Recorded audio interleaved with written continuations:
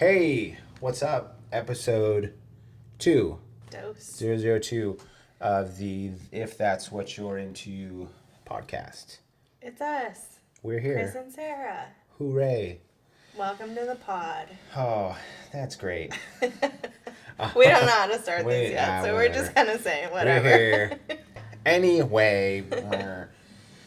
Yeah, okay, so episode 2, basically, We're like piggybacking off of a question that we got so many times. yeah, people just keep asking the same question for more explanation, more detail of how we do what we do, meaning how are you both married as freelancers? Like, how does that work? What does it look like in more detail? You guys are just so curious about us. So curious. That's great.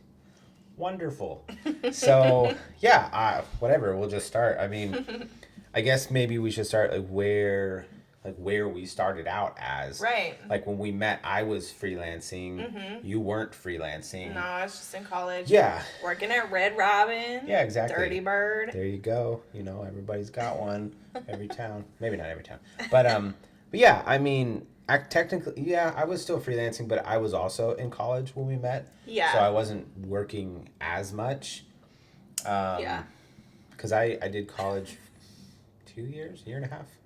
I don't know, something like that. I might have finished the second year. Definitely wasn't for me. I liked it. I really enjoyed the experience, but as far as like a stepping stone in my career path, didn't find it very valuable to me. Right. But anyway, maybe that's jumping too far ahead. No, I think that's a good thing to talk about. Like, I think, us meeting and then how that developed into what it is now, because back then, if we had said, like, this was going to be our lives, it'd be like, that's weird. Yeah, exactly. Yeah, I guess maybe even, like, rewind a little bit further. Before we met, I had been working already for X number of years, like 6 years or something, as a freelancer. I didn't start out as a freelancer. I started out in the TV industry, but then shortly, several years later, or maybe even a year and a half later, jumped into freelance because I was like, freelance. Well, your like TV station was also a lot of like selling your own things, it wasn't big enough to have like a sales team and like you had maybe one salesperson, but it wasn't speaking. Yeah, I know. There's one of my friends. That's funny. It wasn't like a national. Jeez, it wasn't a national show. Like big syndicated shows, like big network shows. It was all, town based and area based. So we had some salespeople, but it wasn't like, it wasn't like a big, whatever shows are big right now. Yeah. So it was kind of a stepping stone to like, if you want to continue to have this job and be paid for this job, we need you to be like a renaissance man of all things to do with the station. Because not only was I doing shows, it was also production, and it was also independent production that the station didn't want to pick up. And that was my introduction, I guess, into freelance, was like, we have all this work for you, but hey, this has nothing to do with the TV station, but they contacted us because somebody needs some video made. Like, do you want to do it? And I'm like, what do you mean? They're like, independently, like, it's called freelance. And I was like, oh, so I can just do other stuff and still get paid? Like, which why is wouldn't crazy I do that? Because normally, like a station would never like give up that work. They'd be like, no, we want to produce it, and then we want you to pay us to put it on the station. Yeah, everything is its own beast. It was backwards. But yeah, it was an interesting introduction into the whole, like, you can just do what you want and make money. And then progressed into commercial work, and then like working for other companies, and then eventually saying, well, maybe I should give school a try, because if everybody goes to film school, right? Like, that's the cool thing to do. Like, that's how you'll get into the next level. And I went there, and I loved it. Like, as far as like, it's fun being at school, it's fun meeting new people, it's fun like working on these projects together. But I just kept noticing, like, oh, I owe way more money now. Like, this is how much this year costs. Oh, there's another year. Like, this is how much this year costs. And it's like, I'm not getting more work because of it. Right. And I was like, I was already making money. Now I'm just making debt. I felt like, for me, the trade-off wasn't worth it. Like, all the debt that I was racking up wasn't worth you know, the supposed payoff, because nobody, like any freelancer could probably like realize this pretty quickly. Nobody really cares what your education is. Mm-hmm. They just care if they like your work. I think it's important to talk about.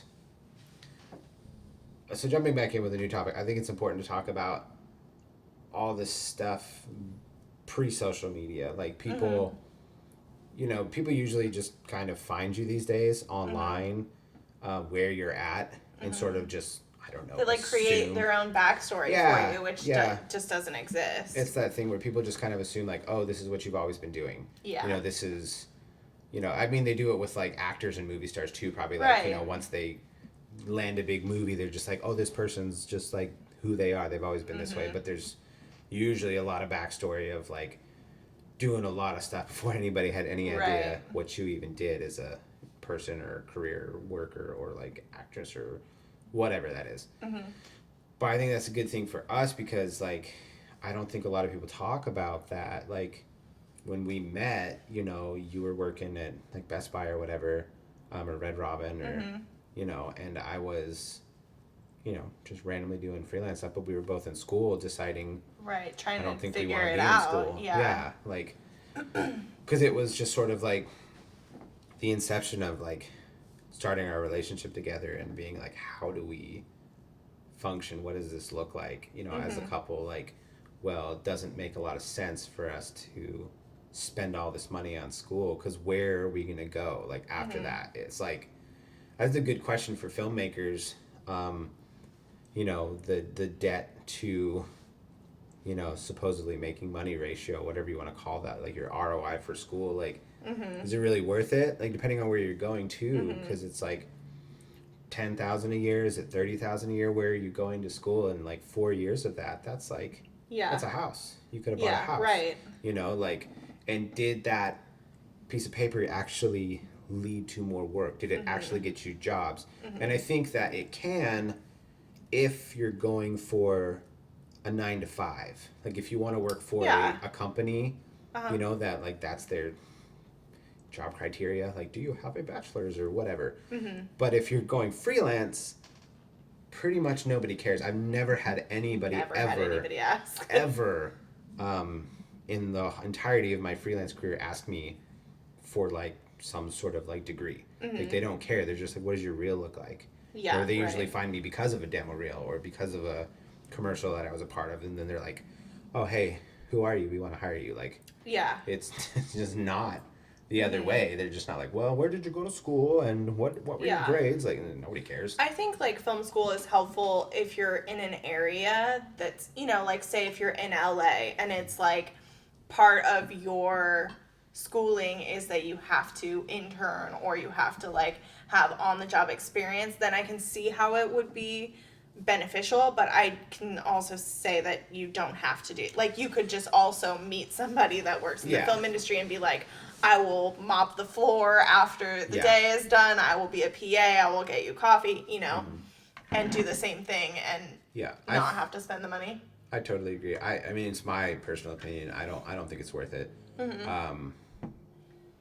I just don't think it leads to jobs in the same way. I think it's connections. And maybe you can make those connections by going to school, but you can probably also make them just by working, you know, and meeting people. That's always been the way I've gotten work, is word of mouth and networking and meeting people. It's just, it always pays off more for me. So totally.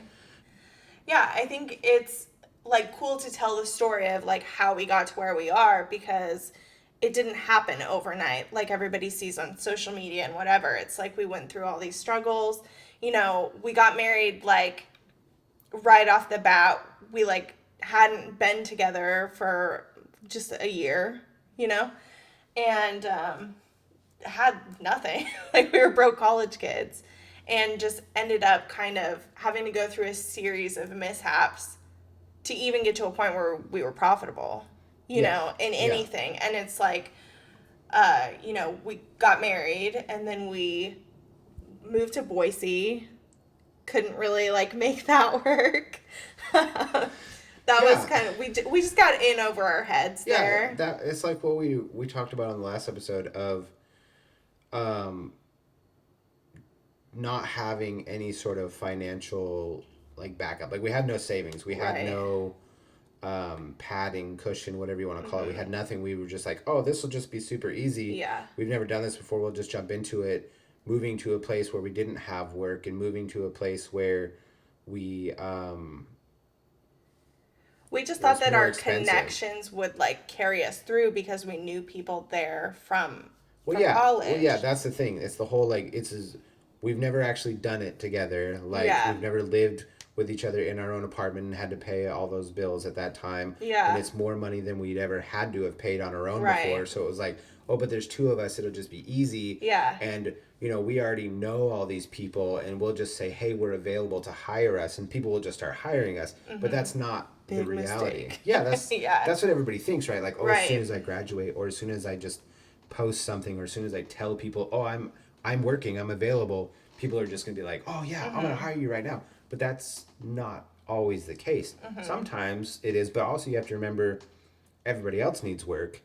Everybody else is getting called for jobs and they need to keep those jobs. They're not just trying to give you all their jobs. Right. So it's not as easy or as immediate as people might think it would be. Yeah. And I think I was like naive to think too, like, oh, I'm going to start this business and all of my friends and all of my family are going to tell all of their friends and all of their family that I'm a photographer now and that I'm available for hire, and like all of that work is just going to come to me. And guess what never happened? Like, it's like nobody, I mean, sure, I got a few things here and there from people who knew me, but they weren't concerned with my life, just as I'm not concerned with telling everybody that, my sister works for this company. You know what I mean? It's the same thing.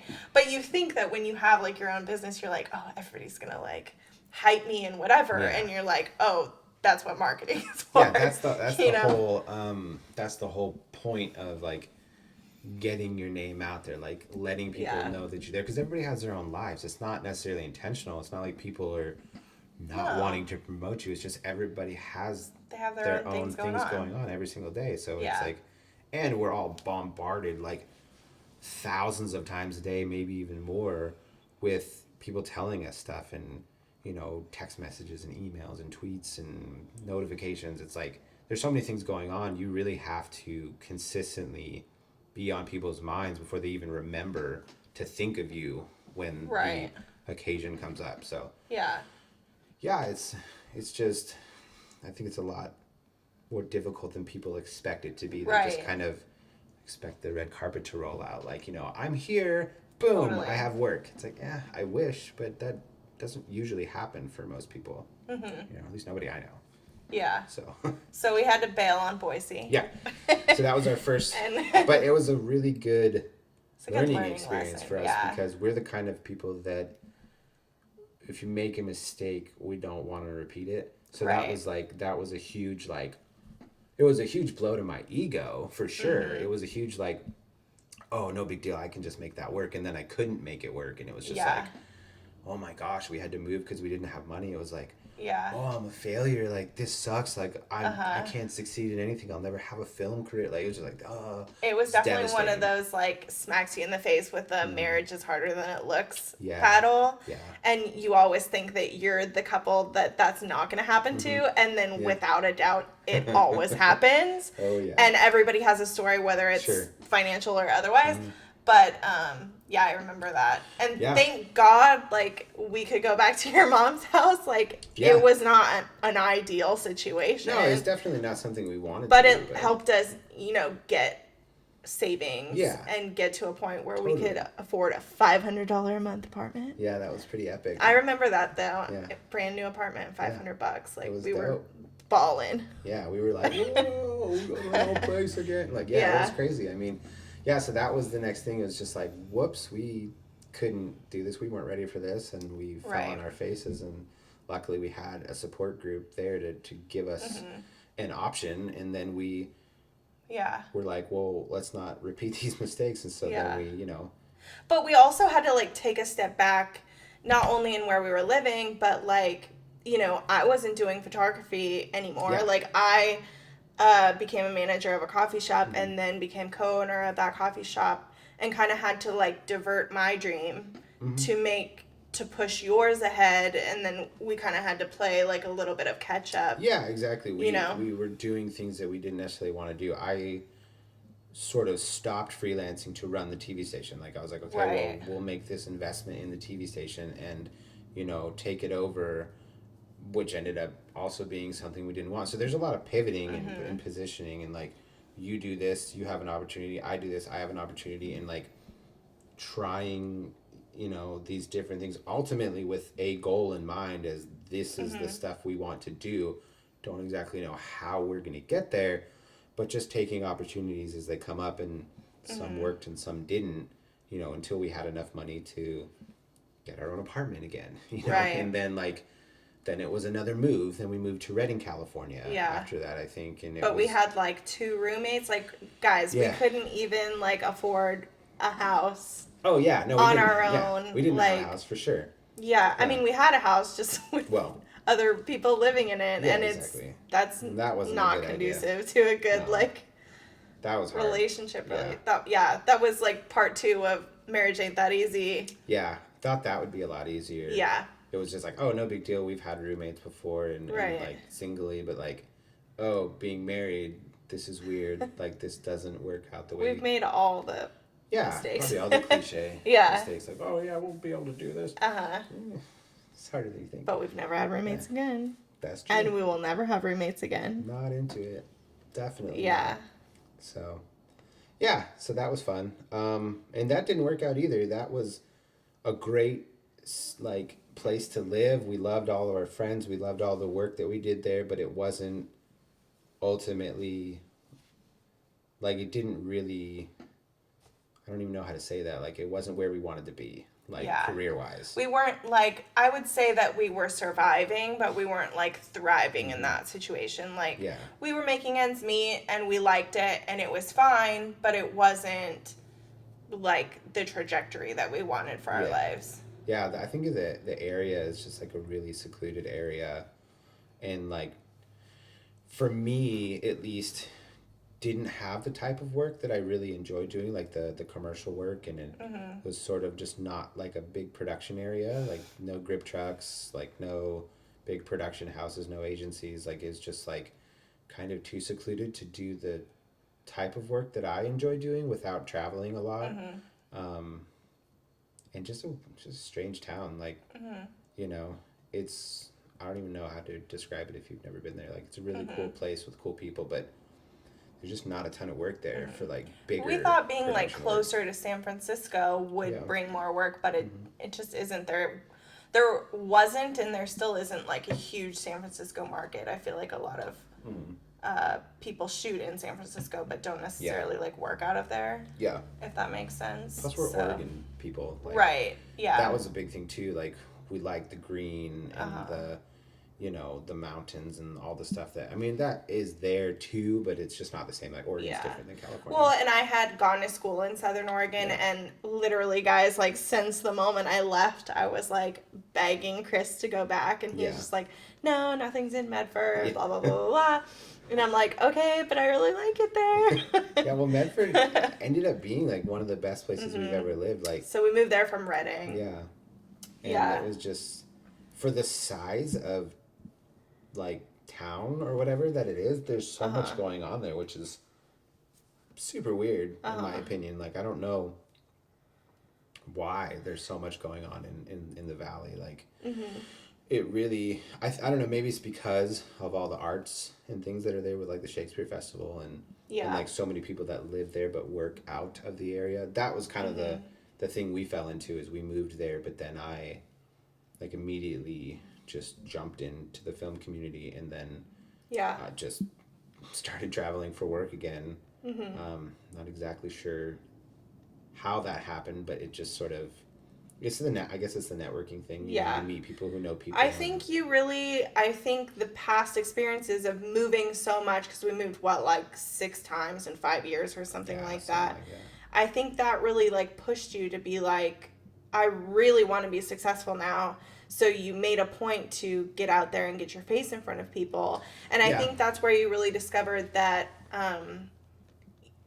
having a personal relationship with people, not just a professional shake your hand and say hi, makes all the difference in the film world. Yeah, definitely. I mean, I think that makes sense. I mean, growing up, even before we were, married, I moved a lot, every couple years at least. And so just constantly being thrown into new diverse situations with people you don't know, just kind of helps you be flexible, helps you like be able to be the person that needs to speak up or the person that can just lay back and, observe and figure out who they need to talk to. And but yeah, definitely the whole us moving so many times and like, just having to find work like every year without a new group of people, I guess sort of like, I don't know if trained you, but just like gets you used to the concept of like, okay, I'm in a new place. Who do I need to talk to? Who are the people I need to meet? Like, where's the work at? Like who do I need to be friends with? Which is always better anyway when you actually like have a relationship with people, it's more fun anyway. Like, not only does it lead to actual work because everybody likes each other. Yeah. But I mean, you actually have friendships and you're not just like punching a weird time clock. Yeah. If that makes sense. And I think too, like, one of the things that really propelled especially you was to go out and be seen at the like trade shows and things like that, like not even as like just as an attendee, like going to NAB and Cine Gear and just talking to people online and being like, hey, I'd love to like pick your brain or shake your hand or whatever. That's a really good point, because that is something that we didn't do together until I guess Medford. Did we do it in Reading? Yeah, I think we started going to NAB when we lived in Reading, but not like much sooner. Yeah, whatever it was, I think that was a good choice for us because we kind of turned it into like a vacation. It's our yearly like get out of town, like we're doing a little work, we're having a little fun. Like that was a good choice for us because we made it into something fun. Right. It wasn't just like, oh, we have to go do this work thing. It was like it's good to meet people and network and catch up and the people that you talk to online or that you've met before and be like, hey, good to see you again, like but turning it like taking it a step further and making it like our own fun. This is our vacation trip also that like we get to schedule ahead of time with friends and like we can go out and like walk the strip and like then we can meet up and be like, what have you been working on? It's just like so many good times. It's like a hangout. It's just cool. Like, I don't know, I think that kind of stuff is super important and I think very underutilized by a lot of people. Like, there's such a huge social aspect of film work. I mean, it's like these things are not just networking with random strangers. It's like these are people you build relationships with and you become friends, whether it starts online or not, or at a trade show or over email. And if you foster those relationships, you become friends and then you end up working together, just for the fact that it's fun to work with your friends. I mean, looking back at like the first year that we went to NAB together to like this last year, it's crazy. It's like the first year, it's like we're attending, we're just looking at the gear, but we're not talking to anybody at booths. We're just like looking from afar at things that we'll never be able to purchase. Versus like last year, you have like collaboration deals with brands and you're like speaking on their podcasts and shows and things like that. And I think that's a good point. Not trying to cut you off. Like the whole like continuation of like relational building, whatever you want to call that. Like I think a lot of people, or at least people that ask us questions all the time, are like, oh, do you go to Cine Gear? Do you go to NAB? Do you go to whatever show it is? Like, does it actually work? Like, meaning, does it get you work?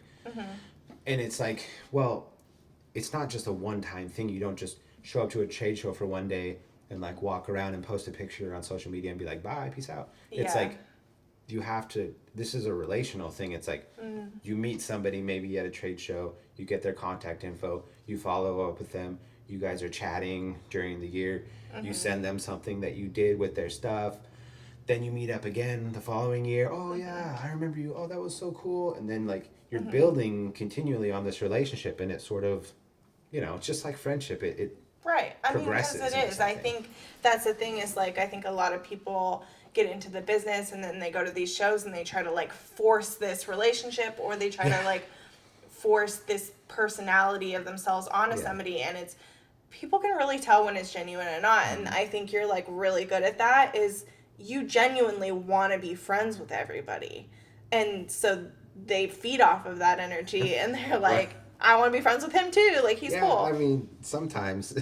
Sometimes. It's definitely. We'll get into that later. He's got this thing where people just come up and talk to him. Well, it's definitely that thing that we've both talked with people about. Like, I think it's a typical, like, college question, or a typical like brand new to freelancing question. Like, how do I get work? How do I get work? Yeah. You know, how do I cold call people? It's like, nobody likes to be, like, you know, accosted, like, on the spot. They don't want like, to be sold to. Yeah, they don't want you to run up to them and be like, hey, nice to meet you. Can you have, like, give me work? Yeah. Like, that's just a weird thing. You wouldn't do that in, like, a normal conversation. You wouldn't just be like, hey, nice to meet you. Can I have your money? Everybody is, like, thrown off by that. But if you actually, like, talk to each other and have a genuine, mutual, reciprocal interest in each other, it just sort of, like, works itself eventually into the conversation. Right. That also becomes the whole, like, patience, like, build relationships, be able to have money to not need a job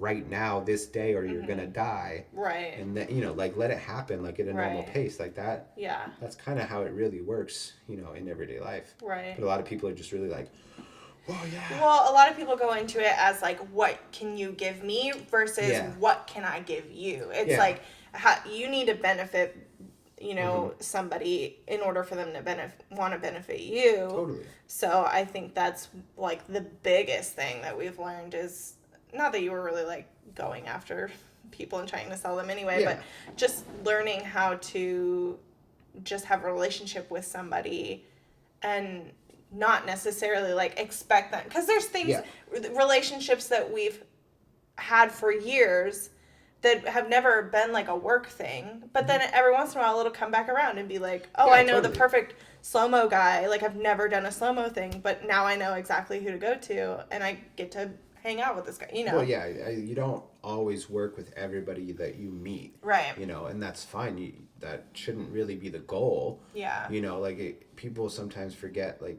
you want to... You can tell we're not LA people. you want to bring value to other people. That's why people usually want to work with you, because you're bringing them value, whether it's monetary value, whether it's a skill set, whether it's, I don't know, just a friend that they can hang out with because they would rather work with a friend on this one than someone else. Whatever the value is that you're bringing, that's, like, the best way to do things, is to bring someone value and then hope that, you know, it's reciprocated. It works a lot better than just, hey, what can I take from you? That doesn't usually work so well. Yeah. So, and I don't think it's a good way to live. Like, it just definitely not makes everybody bitter. Yeah. So, yeah. So then that brings us to 2 months ago. We moved to Portland. 2 months ago we did. We moved to Portland. We finally left Medford, Christmas. Which was bittersweet. You know, Medford. We love Medford. We love it there. But yeah, it was a really good move for us, because just incrementally every year was getting busier, with more travel jobs and more work, and it was not financially really making sense to stay in the valley, even though we like it. It's we're always in Portland. Yeah, we were never home, and it just became a thing where it's like, well, why are we paying for a house? And you know, we have dogs, so we would pay for somebody to come house sit and hang out with our dogs. And it was like, I want to see my dogs. I don't want to leave my dogs with other people, and I don't want to be away from my house 3/4 of the time. You know. Yeah. So we just decided that this was going to be the better spot for us, and and like the drive time was not. I mean, we both like driving, and it's not like difficult for us to do, but just to go up to Portland is 4 hours one way. Right. You know, so it was like 8 hours additional on top of any trip we would do. Yeah. So it became like more of a time, like we'd have to go the day before and then prep. Like, I mean, there was a lot of trips where I just like left at like 4 a.m. and came back at like 1 a.m, which is not the safest thing to do. Right. But, you know, you do what you got to do. Yeah. It's one of those moves, though, that we're talking about from the last podcast, the work-life balance. It's like, we're trying to have a life now outside of just the work, and we really have to start focusing on like, you know, working smarter. Yeah. Smarter, not harder. Yeah. It's always a good goal. Yeah. You know, you still work hard, but finding better ways to, you know, to do stuff is it's always good. Exactly. So I'm excited. Yeah. Things are going to be crazy. It'll be really cool to see what happens, you know. Mm-hmm. Who knows? It's all a big, long journey, a big, long progression. And I mean, I had no idea we were going to be where we are now. Who knows where we're going to be later? I mean, I don't think either one of us has really accomplished near all the goals we want to so far. Not at all. I think we're both really happy with where we have gotten to, but I think there's just always more. I think that's that thing where once you accomplish a goal, like a new one pops up. Yeah, it's like, well, now this, you know what? So it's like, I don't know. I don't know that it ever really stops. Like, you know, it just changes, you know, changes to something else. So, I don't know. So this podcast is basically just what we used to talk about on our 4-hour trips to Portland. Pretty much. I just thought of that. Yeah, we would just literally talk about this. I don't know, is it called meta now? We would just talk about our lives as we're living them. Yeah. It's just like, that's all we do. We just talk about random stuff. So I guess that is the podcast. There we go. We're here, episode 02002. However your file structure naming conventions are, doesn't matter. Nerd stuff. That was episode 002. Whoa, this chair's crazy. So like and subscribe if that's what you're into. And we'll see you on another time. Bye, guys.